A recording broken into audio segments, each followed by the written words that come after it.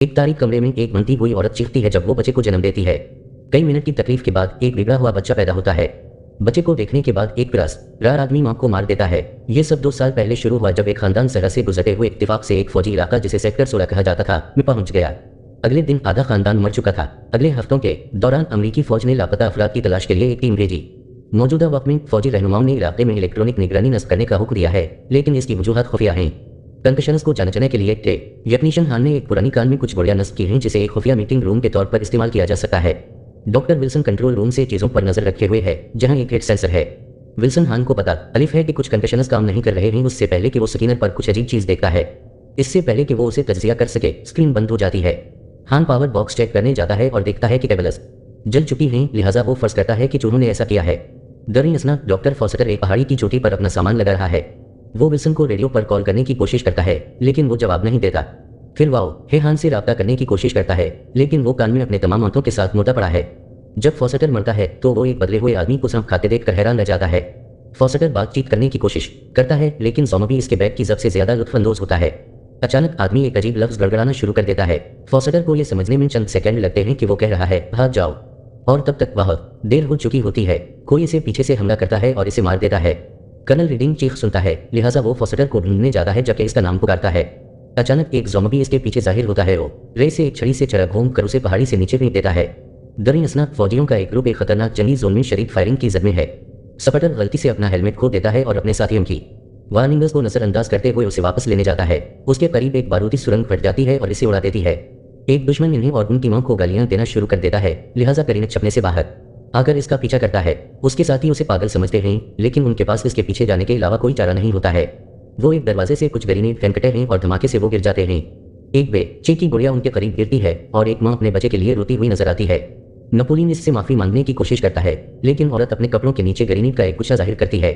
वो धमाके की नुमाइंदगी के लिए काबूल कहती है, ये जाहिर करते हुए कि ये सिर्फ एक तरबियती मशक है और वो हकीकी जंग में नहीं है।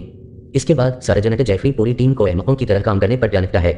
वो ये भी ऐलान करता है कि वो सेक्टर 16 जाएंगे ताकि वहां काम करने वाले साइंसदानों के लिए कुछ सामान फराहम कर सकें। ये एक इंतहाई खुफिया इलाका है, लिहाजा इन्हें किसी से बात नहीं करनी चाहिए और न ही इधर इधर भटकना चाहिए। वो सेक्टर 16 पहुंचते हैं तो टीम को याद आता है कि फौज ने वहां जौहरी हथियारों का तजुर्बा किया था और इन्हें तशवीश होती है कि यह ताबकार जमीन हो सकती है। ताहम जेफरी कहता है कि उनके आला अफसरान ने उसे यह दिलाया था कि ऐसा नहीं है। सफर के दौरान कैडेट्स एक दूसरे को छेड़ते रहते हैं और ये एक झगड़े में बदल जाता है। करीना गुस्से में आ जाता है और तकरीबन किसी को ट्रक से फेंकने लगता है, लिहाजा दूसरों को उसे पुरसुकून करना पड़ता है। जब वो आखिरकार साइंसदानों के कैंप पहुंचते हैं तो इन्हें एक भी शख्स नहीं मिलता। वो रेडियोस आजमाते हैं लेकिन कोई जवाब नहीं मिलता। इन्हें ये नहीं पता चलता कि कोई चट्टानों के पीछे से देख रहा है। करीना कान का दरवाजा खोलता है और बहुत सारे चमगादड़ों को उड़ते देखकर हैरान रह जाता है। इन्हें एक सैटेलाइट फोन मिलता है, ताहम वो तबाह हो चुका होता है। अचानक एक ट्रक रेडियो को एक आदमी की जानिब से मदद की दरखास्त मौसूल होती है। वो कहता है कि वो पहाड़ी पर है लेकिन उससे पहले कि वो मजीद तफसीलात दे सके कॉल खत्म हो जाती है। उसी लम्हे टीम को पहाड़ी पर एक सिग्नल मरर नजर आता है और जेफरी ऐलान करता है कि वो एक बचाव मिशन पर जा रहे हैं। नेपोलियन सोचता है कि 20 से पहले राब्ता किए बगैर जाना एक बुरा ख्याल है, लिहाजा जेफरी उसे एक टांग पर बाथरूम की हिफाजत करने की सजा देता है। बाहर जाते हुए जेफरी अंबर को फ्लड करते हुए देखता है और इसे भी वहीं रहने के लिए कहता है। इसे रेडियो पर कोशिश करते रहने के लिए कहता है। अंबर हुक्मों की तमील करती है और दूसरी तरफ से हेलो सुनकर हैरान रह जाती है, लेकिन इसके अलावा कुछ नहीं। जैसे ही ग्रुप पहाड़ी पर जाता है, मक्की गलती से एक छपे हुए गड्ढे पर कदम रखता है और गिर जाता है। दूसरे उसे बचाने के लिए भागते हैं और इसे बर्वक्त बाहर निकालते हैं। गड्ढे में एक पत्थर टिकने से इन्हें पता चलता है कि यह तकरीबन 100 मीटर गहरा या 100 साल पुराना होना चाहिए।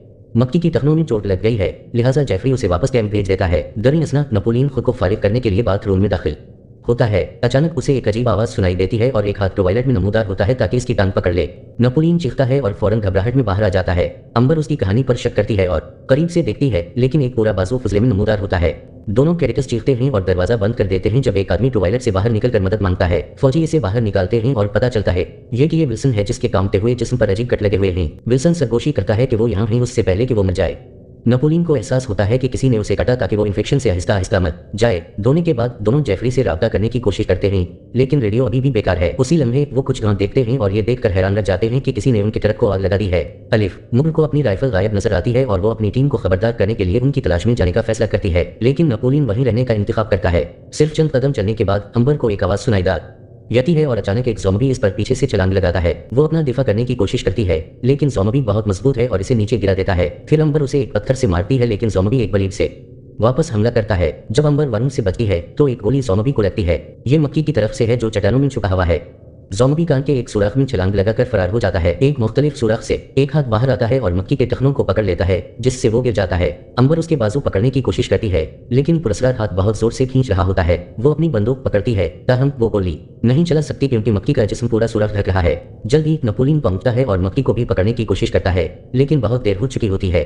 मक्की के जिस्म से खून बहना शुरू हो जाता है जब चट्टानें उसकी टांग तोड़ देती हैं, उसे मोड़ देती हैं, यहाँ तक कि उसका जिस्म इतना दब जाता है कि वो सुराख से गुजरकर गायब हो जाए। पहाड़ियों पर डेलमर को एक ऊंची चट्टान की तश्कील पर चढ़ने के लिए मुंतखब किया जाता है ताकि तलाश जारी रखे। वो तकरीबन फिसल जाता है, लेकिन शक्र है कि वो ऊपर पहुंच जाता है। दरअसल मससी अपने फोन पर अपने बेटे का पैगाम देखने के लिए ग्रुप से अलग हो जाती है। अचानक उसे एक आवाज सुनाई देती है और ये इसके कंधे को छूकर चौंका देता है, लेकिन ये सिर्फ उसका साथी है जो ऐलान कर रहा है कि वो आगे बढ़ रहे हैं।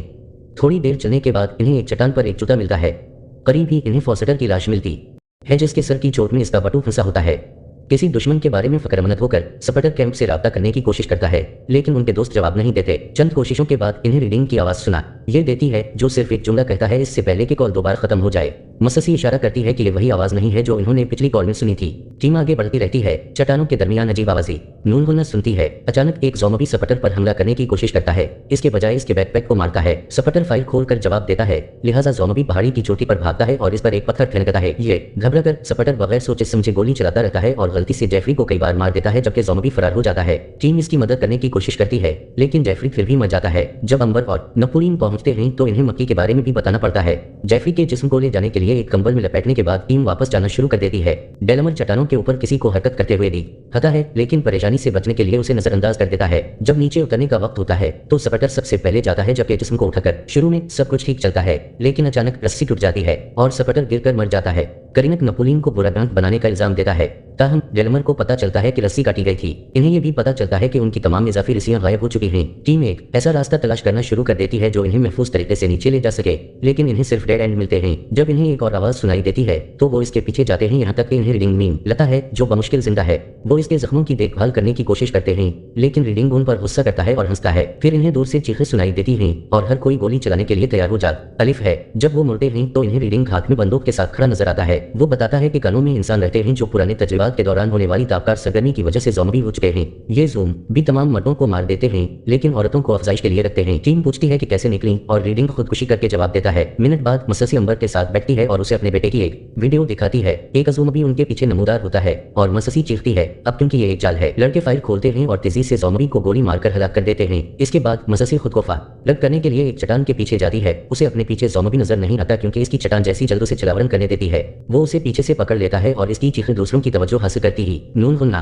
वो एक रास्ते से नीचे भागते हैं और ज़ॉम्बी को उसे कानों में ले जाते हुए देखते हैं। जब टीम कान में दाखिल होती है तो स्टंप को लगता है कि यह एक बुरा ख्याल है, लिहाजा वो गार छोड़ देता है और मदद के साथ वापस आने का वादा करता है। ब्रूक कान की तलाश जारी रखता है, सही में किसी के देखने से बेखबर। इन्हें एक डेड एंड और जमीन पर मससी का फोन मिलता है। अपनी टार्चेस का इस्तेमाल करते हुए इन्हें एहसास होता है कि कुछ हाथी चादरें एक सुरंग को ढक रही हैं, लिहाजा डेलमर नीचे फिसलता है और इसे रोकने वाली चट्टानों को लात मारकर निचली सतह तक पहुंचता है। ये महफूज देखकर बाकी टीम भी नीचे फिसल जाती है। अंबर चीख उठती है जब एक मकड़ी उसके बाजू पर जाहिर होती है, लेकिन वो उसे गुजरने में कामयाब हो जाती है। दरअसल स्टंप पहाड़ी से नीचे जा रहा होता है जब इसे करीब से किसी की आवाज सुनाई देती है। चट्टानें इसके गर्द गिरना शुरू है। वो जाती हैं जब उसे खौफनाक आवाजें सुनाई देती रहती हैं। उनसे बचने के बाद एक घबराहट ज़दा स्टंप रस्सी के बगैर नीचे चढ़ने का फैसला करता है। ये बहुत खतरनाक है, लिहाजा उसे आहिस्ता आहिस्ता हरकत करनी पड़ती है। दरमियान में इसे दीवार में एक सुरंग मिलती है और वो अपने दोस्तों को पुकारता है, लेकिन कोई जवाब नहीं देता। जब वो जाने की कोशिश करता है तो एक ज़ॉम्बी सुरंग में नमूदार होता है और इसके हाथ काट देता है ताकि वो गिरकर मर जाए। कान में टीम एक हवा की पैरवी करती है जो इन्हें दीवार में एक सुराख तक ले जाती है। वो बाहर देखते हैं और अपने मुर्दा दोस्तों को देखते हैं, जिसका मतलब है कि ये वो जगह है जहाँ ज़ॉम्बी ने रस्सी कटी थी। अगली सुरंग पानी से भरी हुई है, लिहाजा वो जमीन नहीं देख सकते। ठीक है, अंबर अपनी जेब में एक गोली बचाने का फैसला करती है अगर इसे हंगामी सूरत हाल में खुदकुशी करनी पड़े। वो गलती से एक गड्ढे में कदम रखती है और जब नपोलियन उसे पकड़ने की कोशिश करता है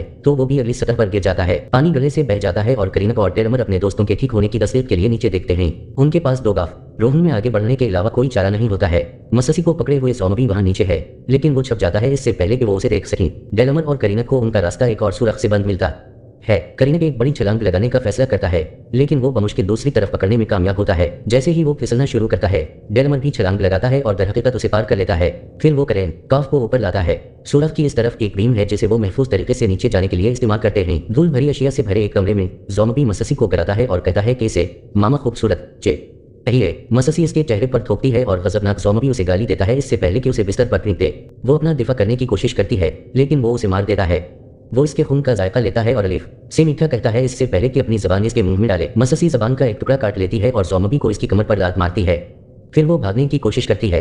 बदकिस्मती से एक बड़ा ज़ॉम्बी दरवाजे पे रे नमूदार होता है और इसे गिरा देता है। पहली मखलूक माफी मांगती है और इसे पापा कहती है इससे पहले कि नया ज़ॉम्बी उसे भी मार दे, लिहाजा वो भाग जाता है। अगला बड़ा ज़ॉम्बी ऐलान करता है कि इसे एक बच्चा चाहिए और मससी का फायदा उठाने की कोशिश करता है। चीख सुनकर डेलमर और करीनक मससी का नाम पुकारते हैं जबकि सही रास्ता तलाश करने की कोशिश करते हैं। बड़ा ज़ॉम्बी गरजता है और दरवाजा बंद कर देता है इससे पहले कि मससी के पास वापस जाकर इसके साथ पुरतशद्दुद बदसलूकी करे। दरअसल नपोलियन और अंबर को स्टंप का हेड बैंड मिलता है और इसका हाथ अचानक उनके करीब गिर जाता है। एक ज़ॉम्बी इधर इधर छप रहा है और नपोलियन फायर खोलता है लेकिन उसे एक भी गोली नहीं लगती और इसकी गोलियां खत्म हो जाती हैं। फिर ज़ॉम्बी हमला करने की कोशिश करता है, लिहाजा अंबर इसके सर को पकड़कर इसकी एक आंख फाड़ देती है।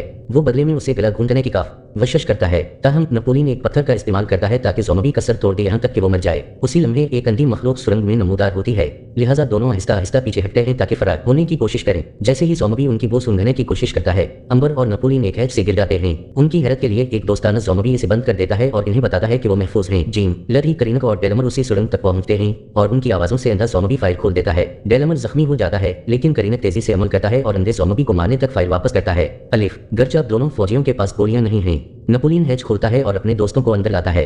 ज़ॉम्बी इन्हें इसकी पैरवी करने के लिए कहता है और एक छपे हुए रास्ते को अबूर करने के बाद ग्रुप एक कमरे में पहुंचता है जो लाशों और मुतासरीन के सामान से भरा होता है। जिस्म के हिस्से मेजों और कांटे पर या एक फर्ज और एक गोश्त की चुकी के अंदर लटके हुए हैं। अंबर चीख उठती है जब इसे मक्की की लाश मिलती है। उसी लम्हा ये डेलमर गिर जाता है और अपने दोस्त के बाजुओं में मर जाता है। ग्रुप डेलमर की लाश को घसीटते हुए आगे बढ़ता रहता है। ज़ॉम्बी इन्हें दाखिली रास्ते तक रहनुमाई करता है लेकिन अफसोस के दरवाजा फंसा हुआ है। अंबर मसस ये के लिए वापस जाना चाहती है लेकिन करीनक को लगता है कि वो पहले ही मर चुकी है। फिर वो एक लकड़ी के दरवाजे के पीछे डायनामाइट देखता है और तख्ते फाड़ना शुरू कर देता है। ज़ॉम्बी कहता है कि इन्हें कुछ नहीं छोड़ अलीफ चाहिए और भाग जाता है। जब अंबर वैसे भी मससी को तलाश करने का फैसला करती है तो नपोलियन इसकी पैरवी करता है। बिलाखिर करीनक दूसरे कमरे में दाखिल होता है और एक डायनामाइट बॉक्स पकड़ता है। ताहम जब वो उसे बाहर लाता है तो वो गलती से एक तार खींचता है जो धमाका खेज मवाद को फाड़ देता है। धमाका इतना बड़ा होता है कि नपोलियन और अंबर पर मलबा गिर जाता है जो अपने दोस्त को चेक करने के लिए वापस आते हैं और उसे मुर्दा पाते हैं। उसी वक्त बड़ा ज़ॉम्बी मससी को बिस्तर पर बांध रहा है और इसकी चीखें कानों में गूंजती हैं। शोर की पैरवी करते हुए नपोलियन और अंबर एक धमाके से खरने वाली एक नई सुरंग से गुजरते हैं और फौज के मीटिंग रूम को पाते हैं। जब नपोलियन मेज के करीब आता है तो एक ज़ॉम्बी जो गुड़िया के लिबास में होता है उसे हैरत से हमला करता है। चंद लातों के बाद वो अंबर पर छलांग लगाता है, लिहाजा नपोलियन उसे अपनी चाकू से डाल वाव बार मारता है। अगला अंबर उसे अपनी बंदूक से छरा घूमती है यहाँ तक कि वो मर जाता है। दोनों आगे बढ़ते रहते हैं और कुछ लकड़ी के तख्तों के जरिए वो मससी के साथ बड़े ज़ॉम्बी को देखते हैं। अंबर मससी का फ़ोन दूसरे कमरे में रख देती है और इसे एक वीडियो चलाती है, लिहाजा ज़ॉम्बी तहकीकात के लिए बाहर जाता है। फौजी तेजी से अंदर आते हैं और मससी को खोल देते हैं लेकिन उससे पहले कि वो जा सकें ज़ॉम्बी लकड़ी को फाड़ कर वापस आ जाता है। वो नपोलियन को नीचे गिरा देता है इससे पहले कि मससी को पकड़कर उसे जमीन पर पटकना शुरू कर दे। अंबर को अपनी इजाफी गोली याद आती है और वो ज़ॉम्बी के सर में गोली मारती है लेकिन इससे दिमाग का थोड़ा सा हिस्सा ही निकलता है। ज़ॉम्बी नपोलियन को दोबारा खींच देता है और अंबर को गला घूंटने के लिए पकड़ लेता है। नपोलियन एक धाती छड़ी पकड़ता है और इसे पकड़ने के लिए उसे छड़ा घूमता है जबकि अंबर अपनी उंगलियां नूनगुना दिमाग के जख्म में डाल देती है, इसे कुचलती है यहाँ तक कि वो गिर जाता है। इसके बाद एक गजबनाक मससी जिस्म को लात मारती रहती है और वो जागता है ताकि इसकी टखनों को पकड़ सके जिससे वो गिर जाती है।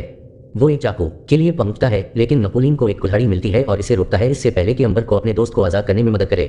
मससी एक हथौड़ा लेती है और ज़ॉम्बी को इसकी कमर पर चंद बार मारती है। इसका ये बाद नपोलियन अपनी बंदूक ज़ॉम्बी के मुंह में डाल देता है, बिलाखिर उसे मार देता है। अब तीनों आखिरकार जा सकते हैं। फौजियों के लापता होने की वजाहत कभी उनके खानदानों को नहीं की जाती है और इन्हें सरकारी तौर पे रेप बगैर इजाजत गैर हाजिर फहरिस्त में शामिल किया जाता है। सेक्टर 16 अभी एक राज है और कोई उसे एक रेडार पर देख रहा है। सब्सक्राइब करना यकीनी बनाएं और नोटिफिकेशन ऑन करें ताकि आप इस तरह की मजीद वीडियोस देख सकें। देखने के लिए शुक्रिया।